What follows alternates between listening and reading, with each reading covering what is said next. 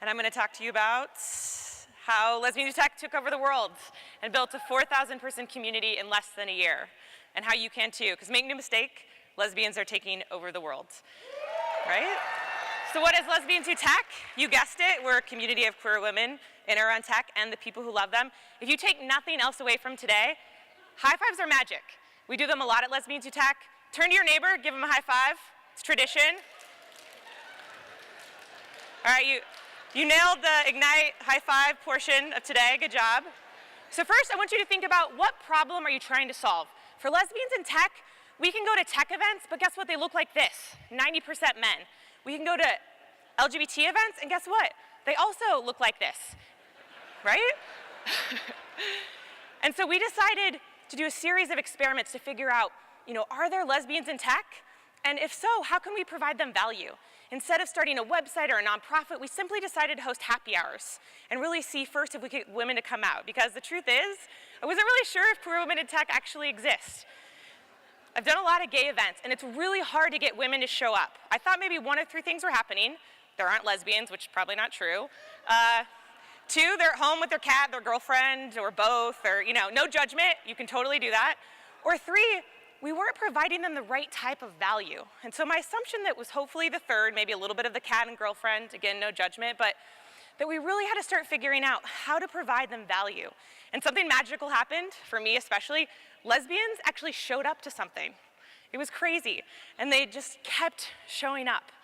And then all of a sudden, people in other cities started emailing me. And all we were doing was really providing value by connecting. And it turns out that finding lesbians isn't totally easy. There's no secret handshake, which I'm still upset about. We can start one. And I just kept saying yes. I said, yes, we can host one in Seattle, Chicago, anywhere you want. If there's one lesbian in tech that wants to host a happy hour, I will do it. This is the best slide ever, pretty much. So it turns out you exist. There are lesbians in tech. So much so that we have happy hours now in 14 different cities, 3 international cities, London, Berlin, Toronto, and we've built this community of 4,000 queer women in tech. And now the other problem we were turning out is that, we all love passion projects, but it turns out sleep isn't totally overrated. And we had to figure out how to make this sustainable.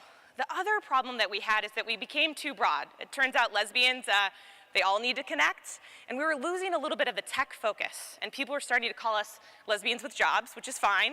I'll take that. And people weren't really loving the happy hours, right? It's a lot of unce. You can't really talk or connect. It's, at night. And so we had to figure out how to get back to the value. So we hosted a series of Google Hangouts with people who attended our events from all over the world. And what they actually said is they wanted deeper connections just outside of happy hours. And so that's how we got to our first ever Lesbians Who Tech Summit in San Francisco back in February. And we brought together amazing queer women speakers. It was literally one of the best days of my life. We had people like Megan Smith and Kara Swisher. People wanted role models. They said, I don't even know, ask them, who's a queer woman in tech you'd want to hear speak? 95% of people had no idea. They didn't have one name that they could say. The other 5% said Megan Smith, who is amazing. And it turns out people really wanted this, so much so that we had 800 people show up.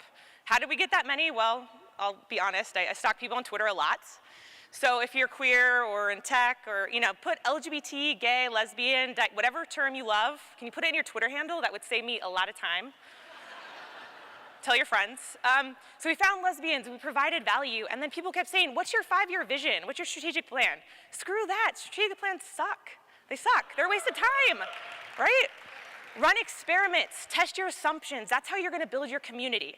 So our friends in New York, they saw that we had a summit in San Francisco. They got a little jealous. They asked us, Leanne, can you do one in New York? And I said, I'm gonna listen to my community. If we can raise $20,000, pre-sale tickets, I'll do it. And sure enough, they proved me, I ate my words a little bit. We ended up having a summit. Then the White House called and they said, can you help us plan the first ever LGBT tech innovation summit? And I said, I gotta check my calendar. I might be a little busy, but I think I can work something out. So I said yes, of course, and we hosted this amazing summit. So what's next for us? We're gonna host another summit. Turns out you guys really love summits. That's what people want.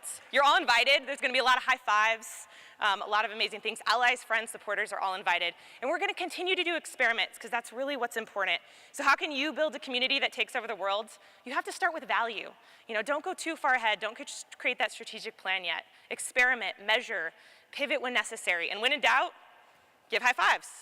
Thank you.